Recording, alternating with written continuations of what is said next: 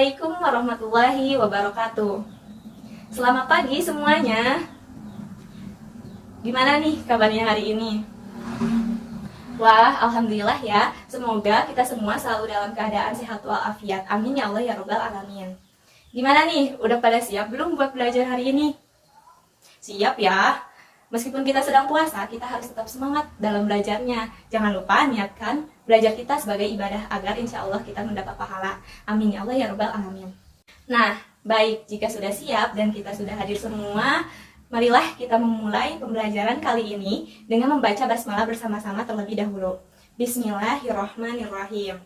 Baik, sebelum masuk ke materi baru nih, saya pengen ngecek dulu sama materi pertemuan sebelumnya. Masih pada inget gak materi apa? Iya betul, tentang konsep ilmu ekonomi. Nah, karena kita telah memahami mengenai konsep ilmu ekonomi, nah sekarang kita akan beralih ke materi selanjutnya, materi baru. Ada yang tahu tentang apa?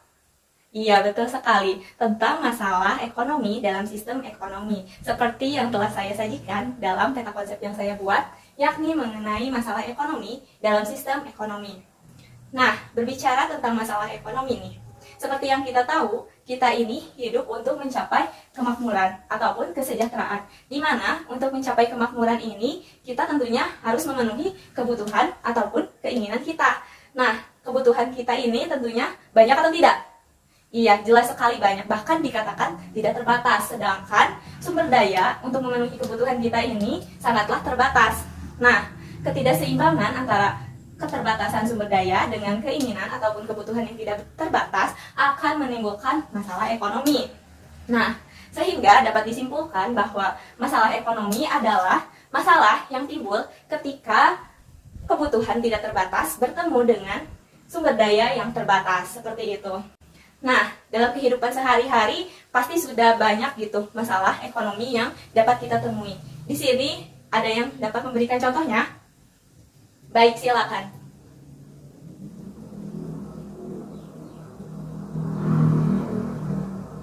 Nah, betul ya. Contohnya adalah kelangkaan beras, di mana terjadi kelangkaan beras ketika kebutuhan akan beras ini sangat banyak, sedangkan persediaan beras ini sangatlah terbatas atau bahkan sedikit, sehingga timbullah kelangkaan beras di masyarakat. Sampai di sini, apakah dapat dipahami?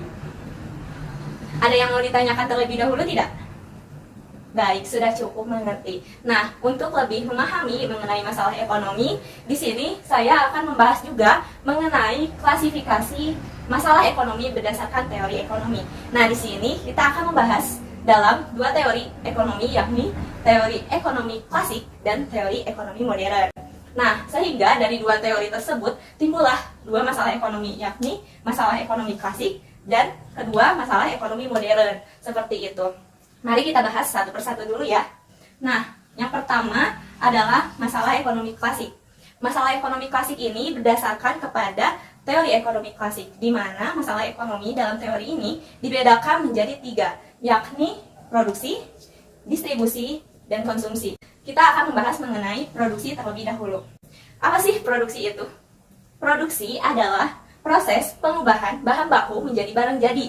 Nah, masalah produksi ini berkaitan dengan proses pengelolaan sumber daya menjadi benda pemuas kebutuhan di masyarakat. Lalu yang kedua mengenai distribusi. Masalah distribusi ini berkaitan dengan proses penyampaian produk dari produsen ke tangan konsumen. Dan yang terakhir dalam masalah ekonomi klasik adalah konsumsi. Masalah konsumsi. Masalah konsumsi ini berkaitan dengan proses mendapatkan benda pemuas kebutuhan. Seperti itu mengenai masalah ekonomi klasik. Nah, yang kedua dalam klasifikasi berdasarkan teorinya adalah masalah ekonomi modern. Nah, dalam masalah ekonomi modern ini yang pertama adalah unsur what. Unsur what ini membahas tentang produk apa sih yang diproduksi. Lalu setelah itu ada unsur how atau bagaimana sih cara memproduksi produk tersebut. Dan yang terakhir adalah unsur form atau siapa sih yang membutuhkan produk tersebut. Nah, seperti itu mengenai masalah ekonomi modern. Nah, sampai di sini apakah materinya dipahami? Baik. Bagus ya, kelas ini hebat-hebat, keren-keren dalam memahami materinya. Nah, sekarang agar kita lebih dapat memahami mengenai masalah ekonomi dalam teori ekonomi klasik dan teori ekonomi modern, di sini saya memiliki gambar. Ada beberapa gambar di sini, namun gambar di sini masih belum berurutan seperti ini.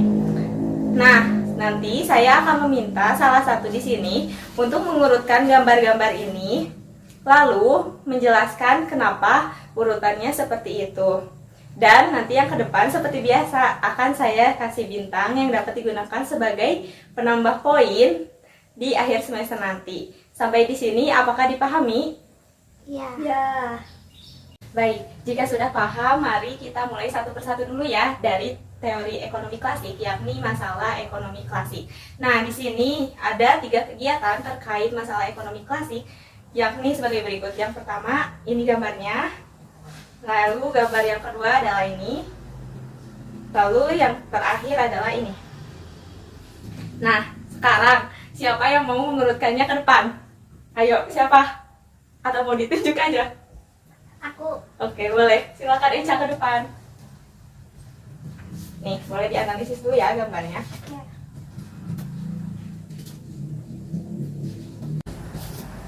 Yang pertama ini, Iya. yang kedua ini, lalu yang ketiga ini. Nah, baik, sama Eca udah diurutin gambarnya dari yang awal sampai yang akhir. Dan kenapa sih urutannya bisa seperti ini? Karena masalah ekonomi dalam teori ekonomi klasik diawali dari produksi, Iya. distribusi, dan konsumsi. Ya, betul sekali ya yang telah diurutkan oleh Eca dan alasannya. Menurut teman-teman nih, apakah jawabannya sudah betul? Atau ada yang punya pendapat lain? Betul, Bu. Iya, baik. Nah, atas keaktifannya ya, karena sudah mau maju ke depan, ini 1 bintang buat Eca. Terima kasih, Bu. Ya, sama-sama. Boleh duduk kembali. Nah, baik, selanjutnya kita beralih ke contoh masalah ekonomi dalam teori ekonomi modern. Sama seperti tadi ya, di sini saya mempunyai 3 gambar yang masih belum berurutan, dan saya akan meminta salah satu di sini untuk dapat mengurutkannya ke depan dan menjelaskan alasannya seperti tadi. Nah, gambarnya adalah yang pertama ini, lalu gambar yang kedua adalah ini, dan yang ketiga adalah ini. Nah, baik, sama seperti tadi, apakah ada yang mau ke depan? Saya, Bu. Ya, boleh Inaya, silakan di depan. Nih, boleh dianalisis dulu gambarnya, lalu langsung saja diurutkan. Ini.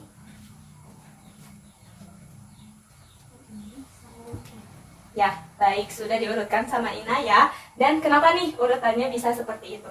Karena dalam masalah ekonomi, dalam teori ekonomi modern itu dimulai dari what, yang artinya produk apa yang dibuat. Di sini contohnya seperti baju. Lalu yang kedua itu ada how, atau bagaimana cara membuatnya, yaitu dengan cara dijahit. Dan yang ketiga for whom, yang dimana siapa yang membutuhkan produk ini, yaitu di sini ada contohnya ibu-ibu, bapak-bapak, dan anak-anak. Iya, betul sekali ya urutannya dan penjelasannya dari Inaya.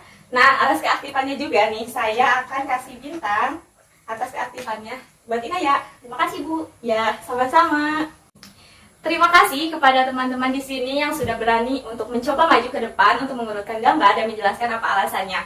Dan terima kasih juga kepada teman-teman semua di sini yang telah menyimak materi hari ini dengan sangat baik. Oleh karena itu, tepuk tangan dulu dong untuk kita semua.